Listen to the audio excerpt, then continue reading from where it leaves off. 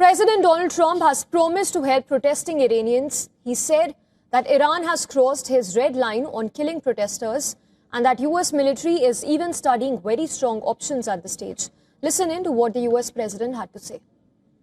Response? They're starting to, it looks like, and there seem to be some people killed that aren't supposed to be killed. These are violent, if you call them leaders, I don't know if they're leaders or just they rule through violence.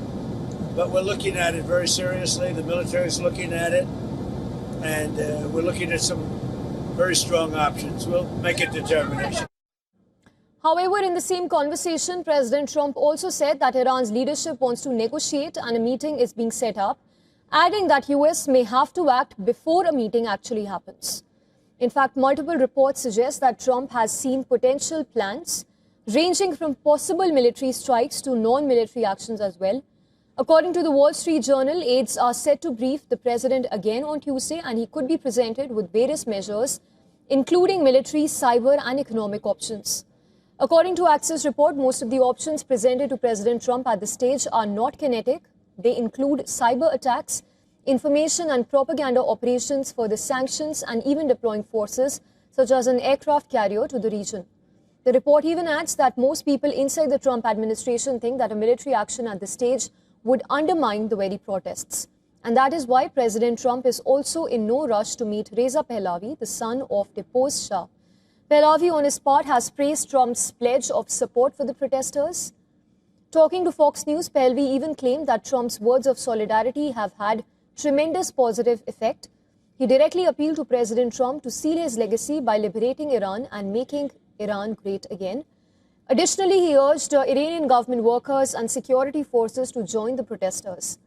Another person urging President Trump for decisive action in Iran is Senator Lindsey Graham, who's urged to kill the Iranian leadership to end the killing of the people. He's even predicted that if Trump's actions end well, Hamas and Hezbollah will be gone and that peace will break out in the region.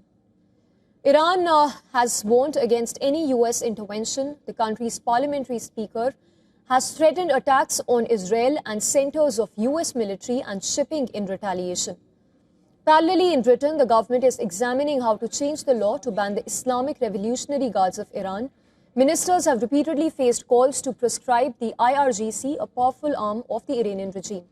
Also, civil rights groups claim that IRGC is trying to suppress protests with violence, which includes live fire, tear gas shells and mass detentions at play.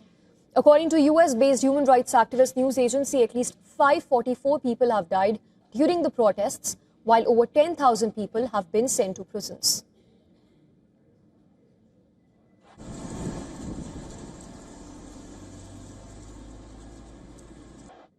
And joining us on the broadcast to discuss all that's been happening in Iran for the last 2 weeks, we have Dr. Mir Javed Anfar. He's lecturer of Iranian politics at Richmond University in Israel. He's also co-author of Nuclear Sphinx of Tehran. He's joining us on the broadcast live from Tel Aviv. Dr. Mir, appreciate you joining us on the broadcast. Coming right to it, more than 500 people have been killed according to rights groups. Protests have only been spiraling despite the death threats that have also been issued. First up, your analysis of the evolving situation across the country. There is great concern that the reported numbers of those killed could be higher and is in fact higher. A report in the Sunday Times yesterday in the UK, they were talking about a very large number, perhaps running already into the thousands of those killed, as reported by doctors in several hospitals in the big cities of Iran. This is a situation that is getting worse because of the internet blackout. The Iranian authorities feel that by shutting off the internet, they now have a freer hand to apply more violence against Iranian protesters. And we hear about a more aggressive approach being taken by Iranian security forces against the protesters. We are now entering the 4th day of the internet blackout. The longest time the Islamic Republic has gone by holding a blackout has been 8 days. If it continues more than 8 days, then this is a sure sign that the situation in Iran is reaching a new phase that we have not seen before. Yes, so we will come to digital censorship in just a bit, Dr. Mir. But talking of President Trump, who says that leaders from Iran have already reached out to negotiate. He's even went on to say that US could potentially take action even before that meeting takes place with the Iranian leaders. What possible options at this stage do you think US could be mulling against the Iranian regime? It is possible that they are planning to strike. Well, please allow me before I continue with that. If President Trump is thinking of negotiating with Iran, I don't know how he's going to carry out a military strike, because if he carries out a military strike against Iran, then the Iranians are going to retaliate against Israel. Then Israel is going to retaliate even stronger than it did. We're going to see even a more wide-scale Israeli attack against Iran than we saw starting from June 13th this year. And that could, in fact, complicate the situation. So perhaps President Trump is saying this in order to strengthen his hand in the negotiations against Iran. President Trump, I think we've all established that he's very unpredictable.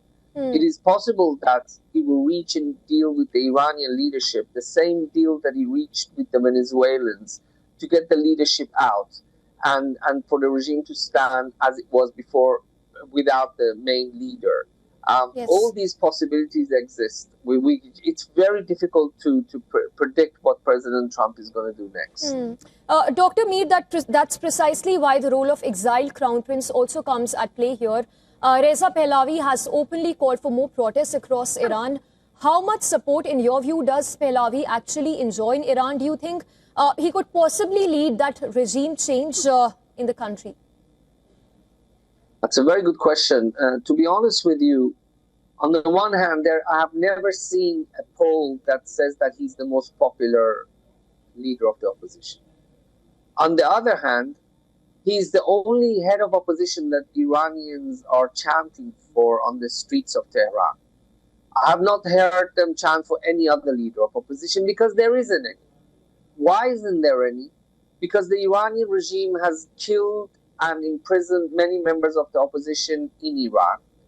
Also, Iranian intelligence, until 2012, assassinated 162 heads and members of the opposition in 19 countries. 162. And that number is probably higher now. There is no one else left. There's only very few people. I think one of the reasons why Prince Reza Pahlavi is popular is because people have a longing for the economic stability of his father's time. Even though he was a dictator, Iran was economically much more stable and prosperous. You cannot even compare it to today. And also because he's one of the people who's left alive, because others have been killed and assassinated by the regime. Yes. Dr. Mir, point taken. Remains to be seen whether Reza Pahlavi is actually able to consolidate that support and leverage it to his advantage. But yes, volatile situation at present remains to be seen what essentially happens next. Thank you for speaking to WION. Thank you.